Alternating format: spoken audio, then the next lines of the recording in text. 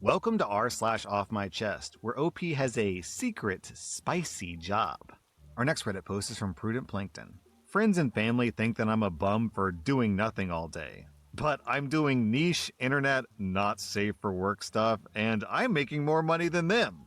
I've been doing 2DFD on Twitter on and off for years at this point. 2DFD is an acronym that stands for 2D Findom, aka financial domination fetish content centered around fictional characters. I started up again recently because I quit my job and I've been struggling to find another one, as well as finding it as a fun way to make extra income. Essentially, I role play as different characters and dirty talk with people, and they get off sending me money for it. It's a bit weird, and I'd be happy to answer questions about it if you want to know more, but that's the gist of it. Now, this is not a fact that my family or friends know about. I do not want to explain to them that I make a lot of money by sitting at my PC, dirty talking and caption writing, and posting lewd pictures of fictional characters with random strangers online. But because they don't know, to them, it looks like I just sit at my computer all day doing nothing productive. I had a good amount saved up, and I've never been known to be a spender, so I don't get a lot of questions about my finances. But I do get a lot of questions around if I'm depressed, how my life is going, when I'm going to find a new job, why it's been a while, etc. The issue is that now people are starting to judge me. They view me as a bit of a loser who doesn't do much aside from play video games and struggle to find work. Meanwhile, I've been making pretty good money with very little work or effort beyond sitting at my computer. Maybe not a career, but more than enough to make me be selective around which real job I apply to and take. Honestly, the judgment and feeling of letting people down or being a screw-up is getting to me more than the lack of work. I wish I could just tell them, no, I'm obviously not doing nothing all day. Here's my last 2 weeks of income to prove it. But then I would get into a lot of questions that I don't want to answer. OP, have you considered just lying to them? Saying that you're, day trading, or you're, making online content as a streamer or a YouTuber and you don't want to, dox yourself so you don't want to tell them what it is. Or even better, move out, because if people don't live with you, they won't know what you're doing all the time, and you can just say that you have a steady job and you don't really want to talk about work or whatever. What I'm saying is there are a lot of solutions to this minor problem you're facing. Congrats on the weird job, though. Our next Reddit post is from Additional Plate. My son killed his ex-girlfriend. It's been 5 years today, and I still can't believe this. I'm so ashamed of being this person's father, and having him will always be my biggest regret and mistake. 6 years ago, he got into a relationship with his classmate who was also the daughter of one of my best friends. Her dad and I were childhood best friends. They were both 15 years old. They didn't last a while, maybe 2 months, and they broke up like kids do. The next year, around this time, she went missing. We live in a small village of about 2,500 people. We all went out to look for her all week long with no success. A few kids ended up finding her body inside of a body bag on their way to school, dumped into a dumpster. She was naked, with multiple stab wounds all over her, and she was covered in blood. They found the knife dumped with her, and my son's fingerprints were all over it. I had absolutely no idea about any of it because he came home at around 9 p.m. in clean clothes, and he even helped search for her. He confessed to everything as soon as he was faced with the evidence, and they prosecuted him as an adult. He got 25 years in prison, and I don't feel bad for him at all. I never visited him after that. The last time I saw him was when he was sentenced to prison at the courthouse, which happened just 2 months later because he immediately confessed to everything. Ever since then, our entire community has shunned us. My friend spit in my face in front of the entire village, and he'd have killed me if people didn't intervene. And I didn't and couldn't even blame him for it because I have 2 daughters and I get it completely. I publicly disowned my son, and so did our entire family, but the guilt and shame was just too much. I lost all my friends, and I didn't have the heart to show my face in that village anymore. So a couple of months later, we sold our house and we moved to a completely different country and continent where we didn't know anyone. I lived in that village my entire life. All my family and friends were there. It was one of the hardest things I've ever had to do, but it was for the good of my family. I hate my son for what he did to that poor little girl. And I hate him for making one of my very best friends go through the worst pain a father could ever experience. Every single year on this day, I feel it all over again, like it just happened, and I feel like absolute trash. He deserves every single minute he gets in that prison, and if it was up to me, I would never let him out. He deserves to rot in there. Down in the comments, someone asks OP, "Wow, that was sad to read. I'm so sorry. Did your son have any remorse or show no empathy or emotion?" OP replies, "He was crying, but because of the sentence." Yeah, sometimes it's just so crazy to me that you can have a totally well-adjusted, normal family. A father who seems by all accounts normal, he hates murder and he cares about his family and he loves his friends, but he can still give birth to someone who's a monster. Our next Reddit post is from Long Debt.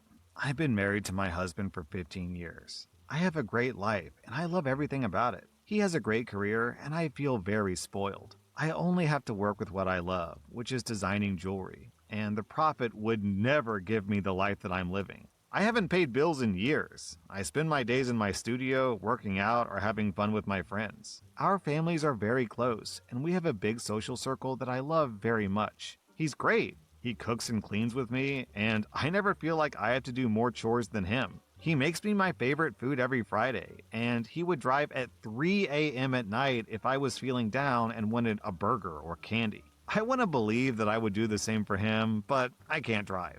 Him cheating on me was a mystery to me. I was in shock for a long while, but I couldn't tell anyone because I didn't want my life to crumble. Then I got used to it. I let go of the love, and I just kept the friendship and companionship. I want my house, my travel, my family and friends. Everything I have thanks to him. I got her "Hey girly" message last month and I didn't even open it. It was on Instagram, but I didn't accept her invitation to speak, so she reached out on TikTok instead. And later, I found a request on Facebook Messenger too. Then, I don't know how, but she got my number and called me. I answered because I thought that it was a buyer for my jewelry, and she cornered me. I froze, and she calmly told me to see what she left on Instagram and TikTok. I hung up in a panic. So I opened her "Hi girly" text. I couldn't help but be confused. She pretended that she didn't know I existed when I had seen all of her texts about me. She said she hadn't seen me when I know that she had. I didn't read all of it, but I wrote her that I knew about the affair and that she could stop lying because I knew for a fact that she knew he was married and to whom. She became very hostile very fast and told me if I was better, maybe he would blah blah blah blah. You know the rest. I told her that she could have my leftovers, the part of him that I don't want, and according to her, I neglected. I told her she could have his body and even his heart. I have the other, more important things. I have half of everything else at least, so the leftovers are truly hers. Congrats! She went berserk with insults, and I blocked her. I've been crying since. What do people like her want when they contact the partner of their affair? I'm not looking for advice to leave him. I love my life, and his love and the intercourse don't matter to me anymore anyways. Down in the comments, Free Fortuna says what I was thinking. In regards to what do people like her want when they contact the partner of their affair, in this case, my guess would be that she wanted you to find out about the affair, get upset, repeatedly fight with your husband about it, get divorced, and leave him to her. Yeah, I think she was playing the long game. But OP was playing an even longer game. Also, we have this reply from Zeus. My wife's cousin had a long-term affair with a very wealthy dude who was clear about not leaving his wife. 5 years in, the cousin wanted more and tried to force the issue by calling the wife, and she was not happy with the answer. Basically, the wife said, "I know, you're not the first and you won't be the last, and you're most likely not the only one at the moment. I like my stuff and you can't have it." If I can add my own story here, I know someone, sort of tangentially, I'm not really friends with this person or anything, who became the mistress of a fairly wealthy man, and now they're married and have a child. So sometimes it does work out, I guess. I'm not advocating for it. Guys, don't cheat. I'm just saying sometimes it works out, sometimes it doesn't. Our next Reddit post is from Horror C. My coworker died in minutes, and it changed how I see work forever. I worked with him for almost 15 years. In the beginning, I couldn't stand him. He had a temper, he was loud, he made stupid comments. Sometimes he treated me like trash, but he was always fair. If you did good work, he respected it. Over the years, he changed apartments. He got quieter. We started joking around. We weren't friends outside of work, but solid coworkers, the kind you trust on a shift. A few days ago, he had an accident at work. He was on blood thinners because of heart issues. He started bleeding. By the time emergency services arrived, he was already gone. Minutes. That's all it took. What makes it harder is that he was constantly overloaded. More machines, more responsibility, more pressure. He never complained, but you could see it in him. The company just kept pushing. More output, less time, fewer people. Nothing changed after he died. The machines are still running. The workload is still high. The pressure is still there. But I changed. Since that day, I work differently. I don't rush anymore. I don't take unsafe shortcuts. I don't let management pressure me into risking myself. I use everything I know to protect my pace and my safety. Because in the end, the company keeps going, but you don't. Oh man, we have this comment down in the comments from Curiosity Cats. The job opening will be posted faster than your obituary. Remember that and enjoy life. Our next Reddit post is from Jealous Loquat. In essence, me and this girl were both drunk, and I tried helping her get home safely after a party, and I ended up staying in her room because I couldn't find a ride. I'm from Southeast Asia, and we have motorcycle taxi apps. While lying in bed, she kept initiating physical contact and repeatedly reassured me it was consensual, and her boyfriend at the time was just a casual partner. We eventually started doing the deed, and at some point I moved her off of me and told her we should stop, to which she just got back on, and ultimately I went along with it and passed out. She then woke up to tell me it was time to go and kicked me out, all of which led to me feeling regret throughout the day. I eventually told my female best friend about the situation, which escalated into me being accused of taking advantage of the girl because she didn't want to be labeled as a cheating hoe, and I was labeled as an R-wordist by everyone. I didn't get a chance to defend myself, as before I knew it, I was blocked before I had a chance to say anything. Ever since then, I lost my friendships, my reputation, struggled emotionally, and overall, my dignity was screwed up. Fast forward to a couple of days ago.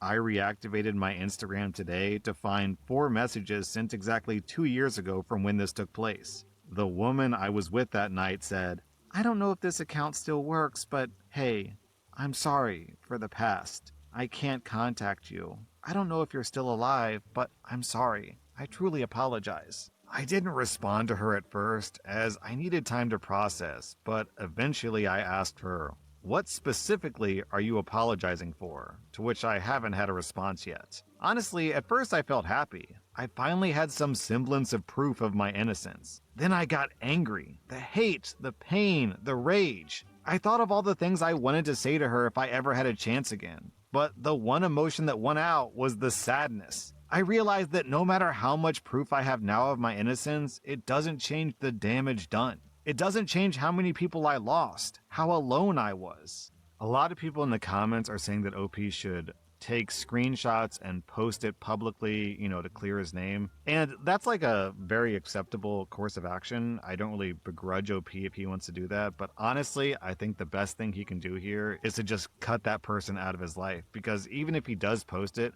most people probably aren't going to believe him, especially in this day and age. It's super easy to fake screenshots or, hey, ChatGPT, make a confession saying I'm sorry for such and such. So it's just going to dredge up past drama and then probably make OP feel worse in the end. So OP, I'm really sorry this happened to you. This really sucks. But unfortunately, the only winning move is not to play, I think, personally. Or alternatively, you could go for justice and take it to the cops and try to put her in jail, which I also think is a justifiable option. Our next Reddit post is from Ice Cream. I'm 38 years old, a third-year electrician apprentice, and I'm sitting here finally facing the physical wreckage of who I used to be. I was born into addiction.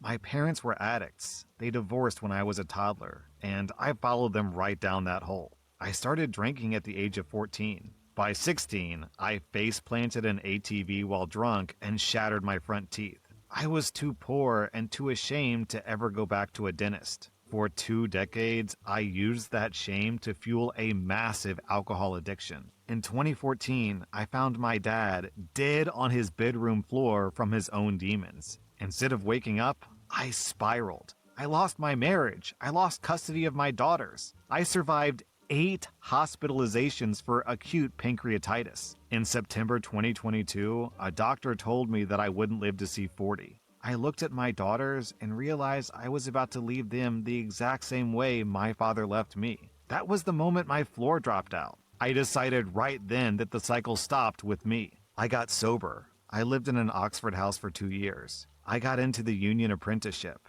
I spent over $10,000 on lawyers to win back joint custody of my girls. Today I have them every weekend, and I'm the stable, sober dad they deserve. But here's the true off-my-chest part. Being a success story is incredibly expensive and humbling. Because I put every dime into getting my kids back, I have nothing left. The years of neglect finally caught up to me, and now I'm in the process of having my front teeth and my very last molar pulled. I just had the first extraction at a local dental school because it's all I can afford. Once these teeth are gone, I'll have literally nothing left to bite or chew with. I desperately need partial dentures just to be functional again. But the cost feels like a mountain I can't climb on an apprentice wage while supporting a family. It's incredibly embarrassing to be a grown man who can't afford his own smile. I just want to be able to take a photo with Gracie, Lily, and my newborn Ellie without instinctively covering my mouth. I want to wash away the last physical scar of the alcoholic I used to be. I'm grinding every day to be a better man, but sometimes the weight of the past feels like it's trying to pull me back under. I'm not giving up, but man, starting over at 35 was the hardest thing I've ever done. That was r/ off my chest, and if you like this content, check out my podcast where I publish the exact same episodes. Also, hit that subscribe button because I put out new Reddit episodes every single day.